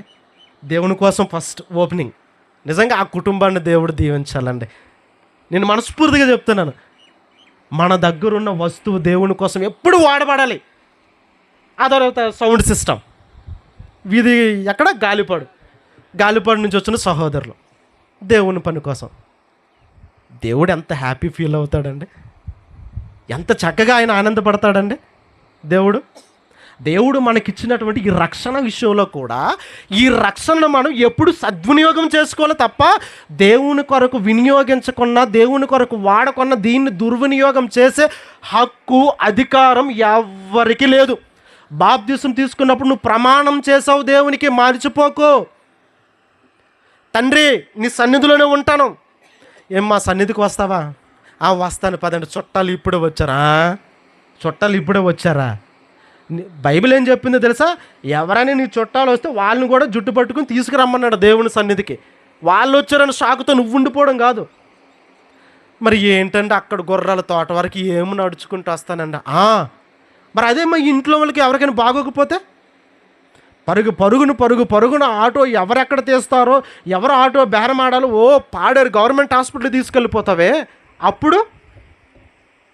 అప్పుడేమైంది? మన కష్టం వచ్చేటప్పుడు మనం స్వార్థంగా వాడుతాం, స్వార్థంగా వినియోగించుకుంటాం. దేవుని సన్నిధికి వచ్చేసరికి దేవుని సన్నిధికి రాము, దేవుని సన్నిధికి ఇవ్వము, దేవుని కోసం కష్టపడం, దేవుని సన్నిధిలో కూర్చోము, దేవుని వాక్యం వినం, నేర్చుకోము. అన్ని ఇబ్బందులు, కష్టాలే దేవుడి దగ్గరికి రావాలంటే. చూసారా? స్వార్థపరులం కాదా మన స్వార్థపరులం కామా? స్వార్థం అండి మనది. లక్ష్యం లేదు దేవుడంటే. అంతా నిర్లక్ష్య ద్వారానే. ఎంత గొప్ప రక్షణను మనం నిర్లక్ష్యం చేసిన ఎడల ఎలా తప్పించుకుంటాం? తప్పించుకోవడానికి అవకాశం లేదండి. ఎందుకనంటే మనం దేవుడికి మాట ఇచ్చామండి, తండ్రి నీ సన్నిధిలోనే గడుపుతాను, ఎన్ని ఇబ్బందులు ఉన్నా నా దేవుని సన్నిధికి వెళ్ళిపోతాను, ఎంత కష్టం వచ్చినా దేవుడి దగ్గరికి వెళతాను. ఎవరు ఎన్ని అనుకున్నా వాళ్ళు ఈరోజు అనుకుంటారు, రేపు పొద్దున మర్చిపోతారు. నా దేవుడు నన్ను ఏమి అనుకోకుంటుంటే చాలు. లేదండి అయ్యగారు మంచోడు కాదండి. అయ్యగారు మంచోడు కాకపోవచ్చు, నువ్వు మంచోడువేగా, నీ దేవుడు మంచోడుగా. నీ దేవుడిని దృష్టిలో పెట్టుకుని నువ్వు దేవుని సన్నిధికి వెళ్ళు. ఎవడో వాక్యం చెప్పిన వ్యక్తిని చూసో, నీ పక్కనున్న సహోదరుడిని చూసో నువ్వు దేవుని సన్నిధికి వెళ్ళడం, నువ్వు ఆగిపోవడం ఏంటి? తప్పండి అది. మనకి పవిత్రమైన హృదయం కలిగిన వారంగా మనం ఉండాలి. అవతల వ్యక్తి ఎలాంటి వ్యక్తి అయినా నీ పవిత్రమైన నీ మంచి మనస్సాక్షిని చూస్తేనే కదా రేపొద్దున ఆ వ్యక్తి సిగ్గుపడతాడు, నిన్ను చూసి స్ఫూర్తిగా తీసుకుంటాడు. నేను ఎంత చెడ్డవాడినైనా నన్ను ప్రేమిస్తున్నారు, నేను ఎన్ని తప్పుడు మాటలు మాట్లాడినా నా దగ్గరికి వస్తున్నారు, వాక్యం వింటున్నారు. ఇలాంటి వారిని నేను బాధ పెట్టకూడదు, ఇలాంటి వారిని నేను బాగా చూడాలి అనే మార్పు ఏదో ఒక రోజు ఆ సేవకుడికి వస్తుందో లేదు చెప్పండి? వస్తుందండి. అది మీరే వెళ్ళడం మానేశారు అనుకోండి, ఇంకెప్పుడు ఆలోచిస్తాడు చెప్పండి? మన మనసు అంత ఉన్నతమైనదిగా ఉండాలంటే రక్షణ, ఎంతో గొప్ప రక్షణ నీకు ఇచ్చే ఈ రక్షణ నువ్వు నిర్లక్ష్యం చేయకూడదు అని చెబుతూ ఏ విషయంలో నిర్లక్ష్యం అంట? సహవాసంగా కూడుకునే విషయంలో. హెబ్రీ పత్రిక 10వ అధ్యాయం 24 ముగించుకుందాం. హెబ్రీ పత్రిక 10వ అధ్యాయం 24 నుంచి 27 వచనాలు ఉంటాయి చూడండి ప్రియులారా. కొందరు మానుకొనుచున్నట్టుగా. ఏంటి మానుకోవడం? చుట్ట తాగడం మానేయడం, సిగరెట్ తాగడం మానేయడం, మందు తాగడం మానేయడం. దాడి గురించి చెప్పారు, దాడి గురించి చెప్పట్లేదు. అలా చెప్తే ఇంకా బాగుండు. ఎవరు మానరండి, ఇంకా అలవాటు చేసుకుంటారు. ఈ తాను చెడిన కోతి వనమంతా చెడిపిందంట. ఈ సామెత అన్నట్టు ఈడు తాగుతాడు, పక్కనున్నోడినే తాగిస్తాడు. ఏంటి, ఒక ఇంట్లో ఆ పూటకి భోజనం లేనప్పుడు, బియ్యం లేనప్పుడు ఎవడైనా కూడా పట్టెడు బియ్యం ఎవరికి సాయం చేయరండి. జాగ్రత్తగా వినండి. పక్కింటోడికి ఆ పూటకు వండుకోవడానికి పట్టెడు బియ్యం లేనప్పుడు వీళ్ళ ఇంటి దగ్గర ఉంటుంది, ఆ పట్టెడు బియ్యం సహాయం చేయడండి. కానీ ఎంత గొప్ప విషయం అంటే, అవతలో పక్కింటోడి దగ్గర మందుకు తాగడానికి మందుకు డబ్బులు లేకపోయినా వీడు పిలిచి మరీ ఇస్తాడండి. అది విషయం. అది 1000 రూపాయల బ్రాండ్ అయినా, 500 రూపాయల బ్రాండ్ మందు బాటిల్ అయినా, అరే నేను ఇస్తాను ఫ్రీగా, ఎవరే నా దగ్గర డబ్బులు ఎవరా, అరే నేను ఉన్నాను కదరా రారా. ఏంటి, పట్టెడు బియ్యం సాయం చేయడండి. ఇది నిజం, మీకు తెలిసిన వాస్తవాలు ఇవి. కూర సాయం చేయడు, కానీ మందు మాత్రం ఫ్రీగా ఇస్తాడండి. అవును కదా చెప్పండి, ఇది నిజం. ఇది పార్టీ అంటాడు, అదే పార్టీ నువ్వు ఒక 100 రూపాయలు ఇస్తే కూర తెచ్చుకుంటాడు కదా. ఒక అడ్డడు అంటారు కదా, ఒక గ్లాసుడు బియ్యం ఇస్తే ఆ భార్య తింటుంది, భర్త తింటాడు, పిల్లలు తింటారు. అవి సాయం చేయడండి. ఫ్రీ మందు అని అంటాడు. మందు పార్టీనా మళ్ళీ పార్టీలో మందు పార్టీ అంట. వైఎస్ఆర్ పార్టీ, టీడీపీ పార్టీ లాగా మందు పార్టీ అని అంటాడు. అంత ఫ్రీ. చూసారా, మందు ఇస్తానంటాడు కానీ ఈ రకం మాత్రం సహాయపడడు. ఇకపోతే ఇక్కడ ఈ సహవాసం విషయంలో ఆయన ఏమంటున్నాడు, కొందరు మానుకొనుచున్నట్టుగా చాలామంది ఏం చేస్తున్నారు, మానేస్తున్నారండి. ఏంటి మానేస్తున్నారు? కొందరు మానుకొనుచున్నట్టుగా సమాజముగా కూడుకోవడం మీరు మానేయొద్దు. అమ్మా, మీరు మానేయొద్దు. మీరందరూ కూడా సంఘం అన్నా సమాజం అన్నా ఒకటే. మీరు సంఘంగా మీరు కూడుకోవడం మానేయవద్దు. కొంతమంది ఇప్పటికే మానేస్తున్నారు. సంఘం అంటే విలువేంటో తెలియదు, సంఘం అంటే ప్రాముఖ్యత ఏంటో తెలియదు. ఆ సంఘం అనేటువంటి మన కొరకు క్రీస్తు తన ప్రాణాన్ని త్యాగంగా అర్పించాడే, ఆయన ప్రాణత్యాగం విలువేంటో తెలియదు. కొందరు సంఘానికి రావడం మానేస్తున్నారు, ఏవో కారణాలు. రాజకీయ పార్టీలు పట్టుకుని తిరిగే వాళ్ళు మరికొంతమంది, ఉద్యోగ వ్యాపారాలు పట్టుకుని తిరిగే వాళ్ళు మరికొంతమంది, మందు అమ్మడానికి తిరిగే వాళ్ళు మరికొంతమంది, దాన్ని తయారు చేయడానికి మరికొంతమంది. ఏంటి, క్రైస్తవులుగా ఇది మనకి తగదు ప్రియులారా. దేవుడు నా ద్వారా మాట్లాడుతున్నాడు సూటిగా. మరలా మీకు ప్రత్యక్షమయ్యే రాత్రిపూట నాయనా నువ్వు మందు తాగకూడదు అని మాట్లాడు. నాలాంటి సేవకుల ద్వారానే వాక్యం ద్వారా హెచ్చరిస్తూ ఉంటాడు. హెచ్చరిక మాటలు ఇవి. అది ఒక క్రైస్తవుడి జీవితానికి తగదండి. దేవుని సన్నిధిని విడిచిపెట్టి ప్రాణం మీదకి వచ్చినా కూడా ఆ సన్నిధిని విడిచిపెట్టి వెళ్ళకూడదు. ఇది క్రైస్తవుని యొక్క జీవితం. దేవుడు నీకు ఇచ్చిన రక్షణకి విలువ, నువ్వు చూపే శ్రద్ధ, నువ్వు చూపే జాగ్రత్త. ఏమనుకున్నారు, కొందరు మానేస్తున్నారంట అప్పటికే ఎన్నో కారణాలు చెప్పి. కొందరు మానుకొనుచున్నట్టుగా సమాజముగా కూడిట ఉన్నటువంటి మీరైనా మానేయకండి. మీరు ఎప్పుడు ప్రార్థన పెట్టుకుంటే అందరూ కూర్చోండి. ఆదివారమా, శుక్రవారమా, సోమవారమా, లేదండి వాళ్ళు వస్తే నేను రానండి. నీకే, వాళ్ళు వస్తే నువ్వెందుకు రావు? మంచోళ్ళు కాదండి, నువ్వు మంచిదానివేగా, నువ్వు మంచోడివేగా. నువ్వు మంచోడివే అయినప్పుడు, దేవుడు మంచి వ్యక్తి అయినప్పుడు నువ్వొచ్చి కూర్చో. ఆ వ్యక్తి చెడ్డోడో మంచోడో నీకెందుకు, అది దేవుడు చూసుకుంటాడు. ఇలాంటి తంటాల మారిన వాళ్ళు కూడా ఉంటారండి.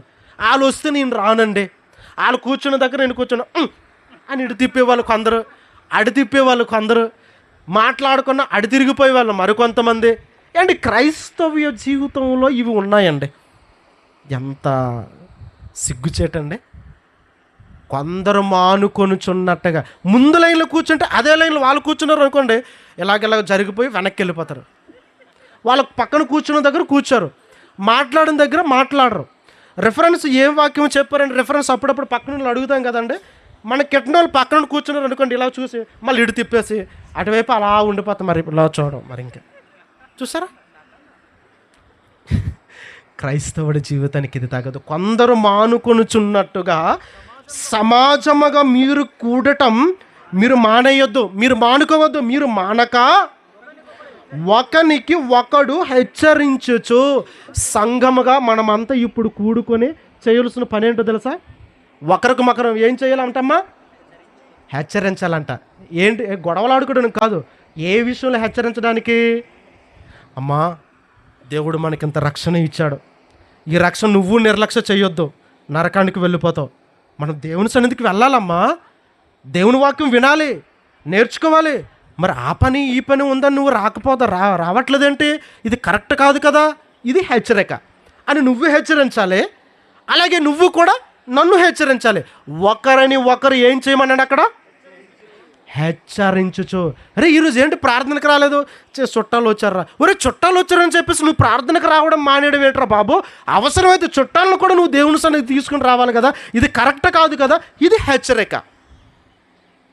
ఒకరోజు నువ్వు హెచ్చరించు తను చేసినటువంటి పొరపాటును బట్టి. మరుసటి రోజు నీకే హెచ్చరించిన వ్యక్తి రావడం మానేశాడు అనుకో, మరలా నువ్వు చెప్పు, ఒరే నాకు చెప్పు, నువ్వే ఇప్పుడు రావడం మానేసావేటమ్మా. లేదు కాలు నొప్పి పెడుతుంది. మరి కాలు నొప్పి పెడుతుందని చెప్పేసి మొన్న పెళ్ళికి వెళ్ళిపోయావు, తలదించుకుంటావు. కాలు నొప్పి పెడుతుందని చెప్పేసి నువ్వు మందిరానికి రాలేదు. మరి అదే కాలు నొప్పితో నువ్వు పెళ్ళికి వెళ్ళిపోయావు, పాడేరు పక్కన గుర్రాలతో రావా? పక్కన ఉక్కుంపేటకు రావా? లేకపోతే పక్కన ఉన్నటువంటి కామయ్యపేట ఇక్కడికి రావా? నొప్పండి బాగా అంటే దేవుడు అంటే అంత నిర్లక్ష్యం. రక్షణ భారీ మూల్యం తప్పదు, మన నిర్లక్ష్యానికి తప్పదు భారీ మూల్యం. అది ఎంత భయంకరమైనటువంటి భారీ మూల్యం అంట. మీ కొందరు మానుకొనిచున్నట్టుగా సమాజం కూడటం మానుక ఒకరిని ఒకరు హెచ్చరించుచు ఆ దినము సమీపించుట మీరు చూచున్న కొలది. ఏ దినం? మన తుది శ్వాస, మన చావు దినం కావచ్చు, యేసుక్రీస్తు రెండవ రాకడ వచ్చే ఆ దినమైనా కావచ్చు. ఆ దినము సమీపించుట మీరు చూచున్న కొలది మరి ఎక్కువగా అలాగూ చేయొచ్చు. ఎలా చేయాలి? సమాజంగా ఎక్కువగా కూడుకోవాలంటండి. ఏంటి ఈరోజు ప్రార్థన కూటం ఉంది మా ఇంటి దగ్గర, వస్తారా? ఉదయం ఎంతవరకు విన్నోళ్ళు మళ్ళీ సాయంత్రం ప్రార్థన అంటే వస్తారా? చూస్తాను సాయంత్రం ఎంతమంది వస్తారా. గుర్రాల తోటలో ఉందంట ప్రార్థన, ఉంటున్నాను రాత్రికి. మరి ఎంతమంది వస్తారో చూస్తాను. మరి ఉదయం అంతా వచ్చాం కదండి, మళ్ళీ సాయంత్రమేనా? ఉదయం తిన్నాం కదండి మళ్ళీ రాత్రికున్నా అని అంటామా? దానికి మాత్రం అస్సలు ఇలాగ అంటాం మనం. తిండికి తగ్గం, వేసుకునే బట్టలకి తగ్గం. ప్రార్థన అనేసరికి బాబు ఇంతవరకు 2 ప్రసంగాలు అక్కడ వాయించారు, మరలా రాత్రికున్నా మా బుర్రలో హీట్ ఎక్కిపోతానని చెప్పేసి వచ్చినోడు బాధపడలేక వచ్చిన వాళ్ళు కొంతమంది. మరి ఎంతమంది వస్తారు లేదని అనేది నేను తప్పుపడతానని అనుకోకండి. నిర్లక్ష్యం లేదా లక్ష్యం, శ్రద్ధ లేదా అశ్రద్ధ దేని విషయంలో? దేవుని విషయంలోనండి. అక్కడ అంటున్నాడు ఏమనని? ఆ దినము సమీపించడం మీరు చూచుని కొలది మరి ఎక్కువగా అలాగూ చేయొచ్చు. ఇప్పుడు కొద్దిపాటిగా కూడుకున్నటువంటి మనమైనా ప్రేమ చూపుటకును సత్కార్యములు చేయుటకును ఒకరిని ఒకరు పురుకొల్పవాలనని ఆలోచించము. ఇక్కడ కూర్చుంటేనే కదా అసలు ఈ తర్వాత ఏం పని చేయాలో, సెమినార్ పెట్టాలా, సభ పెట్టాలా, సువార్తకు వెళ్ళాలా, కరపత్రాలు పంచాలా, ఒకరికి ఒకరు మనం ఏం చేయాలంట? పురుకొల్పాలంట. ఏంటి ఈరోజు గరుడపల్లిలో ఈ కార్యక్రమం పెట్టారు, మరి రేపు గొర్రెల తోటలో మరి మీరు పెడతారా? తర్వాత ఆమూరులో పెడతారా? ఇది ఒకరిని ఒకరు పురుకొల్పడం అంటే.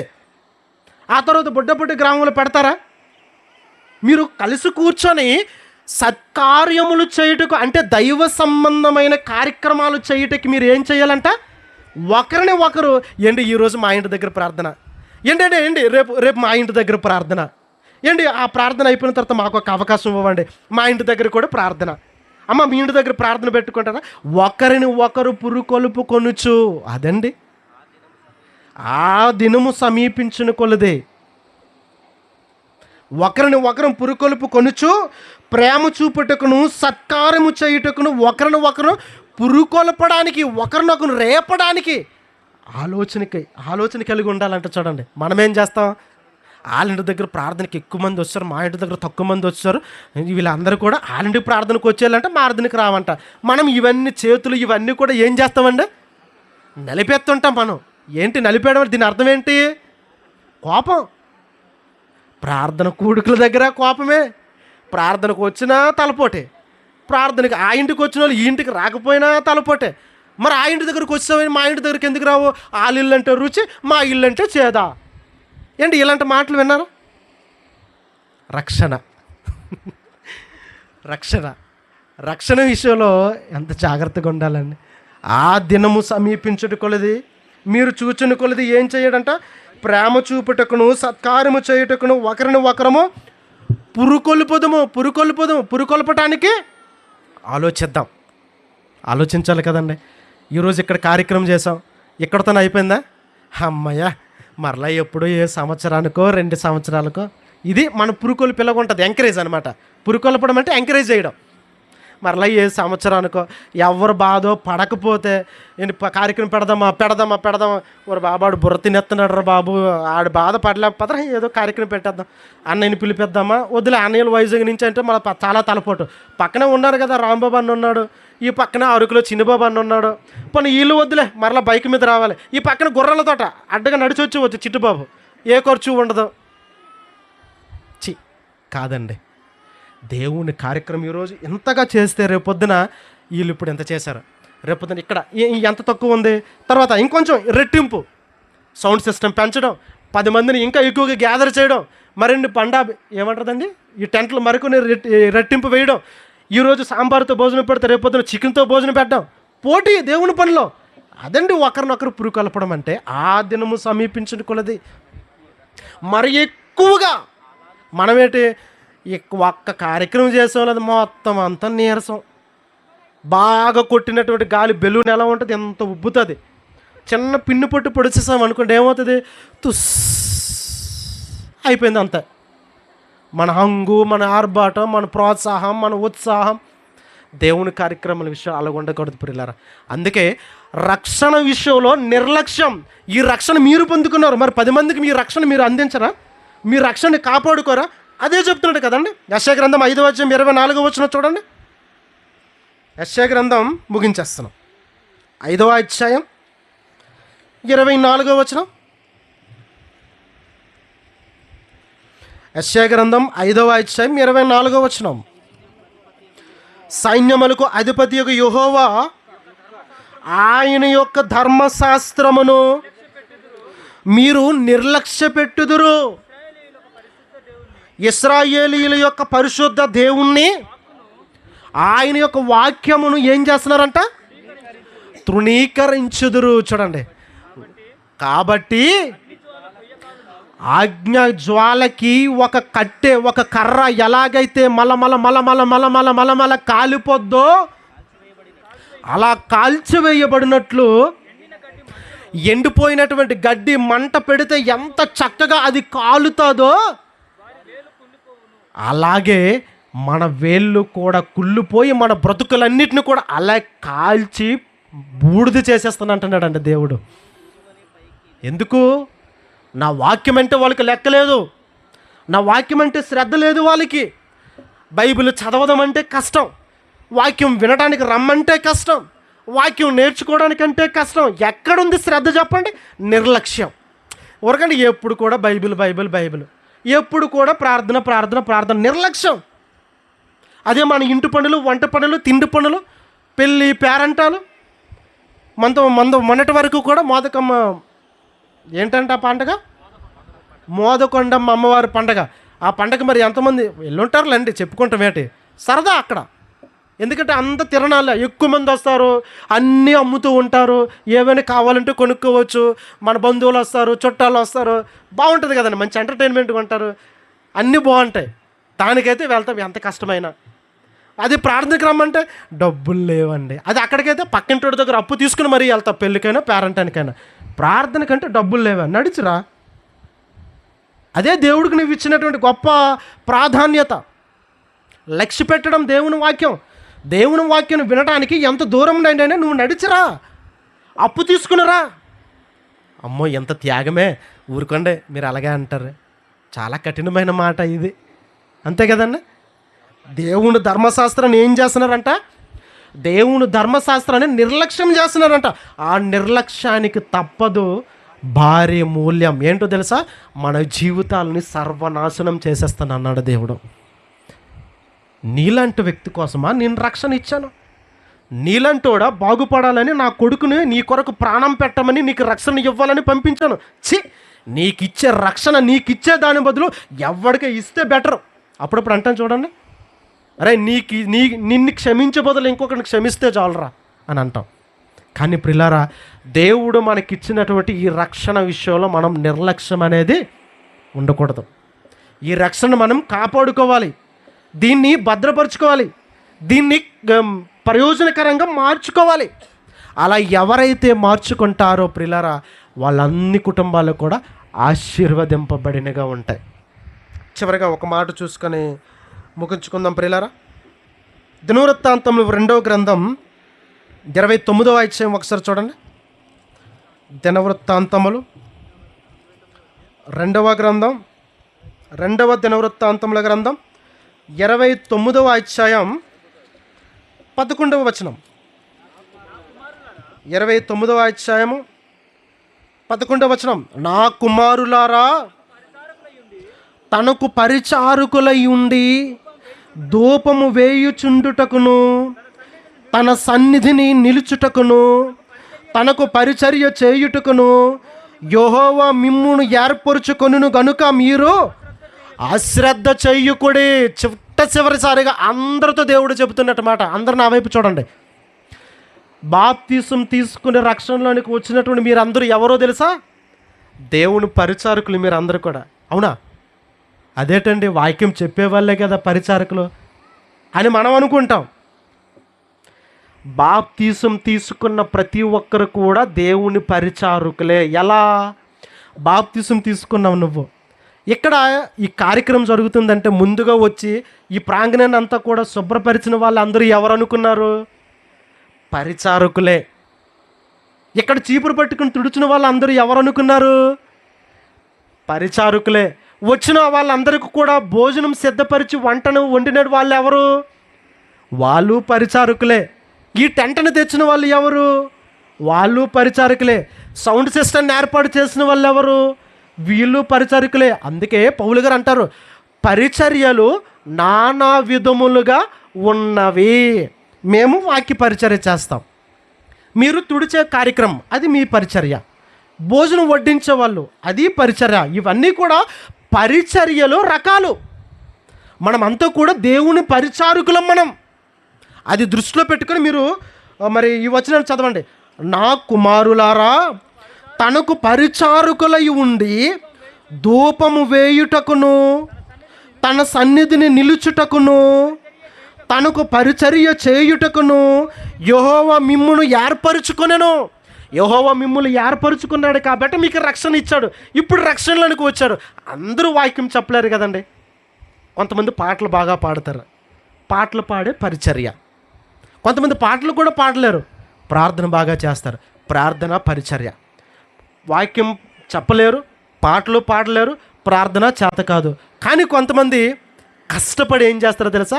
ప్రాంగణం అంతా శుభ్రం చేస్తారు, అది పరిచర్య. అది చేతకాలంలో ఏం చేస్తారో తెలుసా? మరికొంతమంది కొండకి వెళతారు, ఆ రోజు భోజనానికి కావలసిన కట్టెలు కొట్టి తెస్తారు, అది పరిచర్య.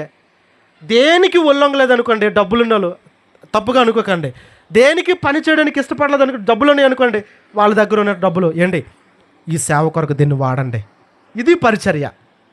ఇంకొంతమంది అసలు దేనికి వాళ్ళు మరి చేయలేకపోయారు అనుకోండి, ఏంటి పోలీస్ పర్మిషన్ కావాలా, అది నేను చూసుకుంటున్నాండి, అది పరిచర్య. ఎవరితో నేను పంచాయతీ ప్రెసిడెంట్ ద్వారా ఏదైనా మాట్లాడించాలా, ఈ స్థలం ఇప్పించడానికే, అది నేను చూసుకుంటున్నాండి, ఈ బాధ్యత, అది పరిచర్య. పరిచర్యలో చాలా రకాలు ఉన్నాయండి. మనం పరిచారకులు, మనం దేవుని సేవకులు, మనం దేవుని పరిచారకులం. అదే అంటున్నాడండి, నా కుమారులారా, ఆ దేవునికి పరిచారకులై మీరు ఉండి ధూపము వేయుచుండుటకును తన దేవుని యొక్క తన సన్నిధిలో నిలుచుండుటకును ఆ దేవుని సన్నిధిలో పరిచర్య చేయుటకును యెహోవా మిమ్మును ఈ భూమి మీదకి రాకమునిపై ఏర్పరచుకొనును కనుక మీరు ఈరోజు రక్షణలోనికి వచ్చిన తర్వాత, ఆ రక్షణ పొందుకున్న తర్వాత మందిరానికి వెళ్ళటంలో అశ్రద్ధ చేయొద్దు, వాక్యాన్ని చదవటంలో అశ్రద్ధ చేయొద్దు, దేవుని కొరకు ఇవ్వటంలో అశ్రద్ధ చేయొద్దు, సహవాసంగా కూడుకోవడంలో అశ్రద్ధ చేయొద్దు. మీ చేతికి వచ్చిన ఏ పనైనా మీరు చేయటంలో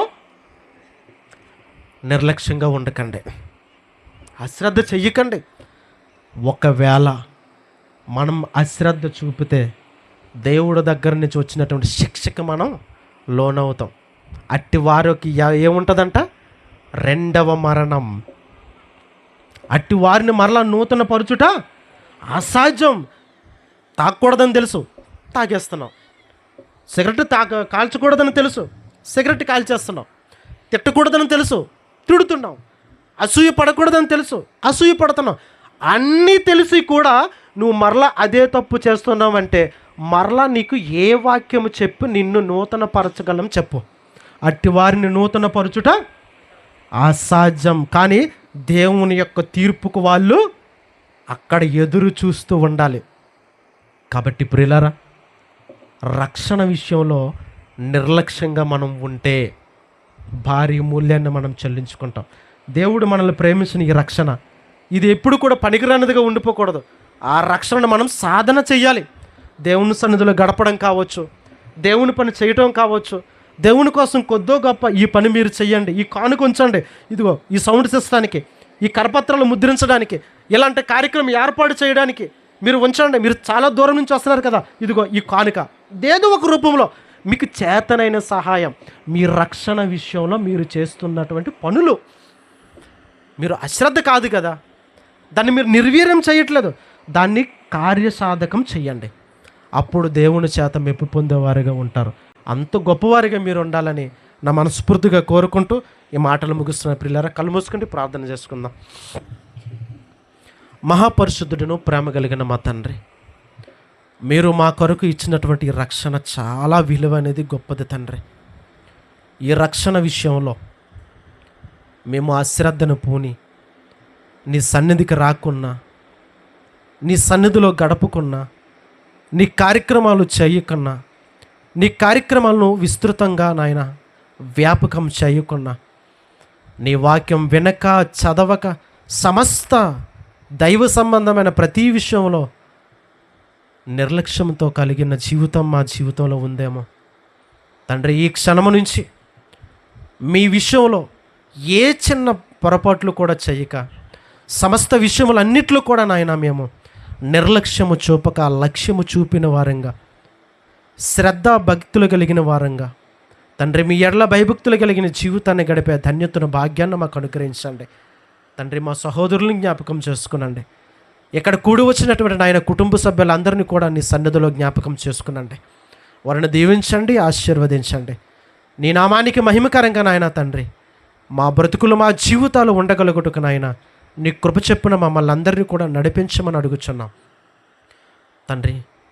మా జీవితాలన్నింటిలో కూడా మేము చేసినటువంటి సమస్త దోషము అపరాధములన్నిటి విషయంలో నీ సన్నిధిలో క్షమాపణ కోరుకుంటున్నాం తండ్రి. మా జీవితంలో ఎల్లప్పుడూ కూడా మీకు సంతోషకరమైనటువంటి బ్రతుకులు జీవించే వరంగా బ్రతికే ధన్యతనివ్వండి. ఇక్కడ నాయన దూర ప్రాంతాల్లో చేరవచ్చిన మీ బిడ్డలందరూ వారి కుటుంబాలను దీవించండి. మరి ప్రాముఖ్యంగా నాయన ఈరోజు వాక్య సందేశాన్ని ఇచ్చినటువంటి నీ కుమారుడు కరుణాకర్ గారు, చిన్నబాబు గారు, అశ్విని గారు, మరి చిట్టుబాబు గారు, మరి సేవకులుగా ఉన్నటువంటి మరి నాగేష్ గారు, అర్జున్ గారు, మీ బిడ్డలందరినీ కూడా నీ సన్నిధిలో జ్ఞాపకం చేసుకునండి.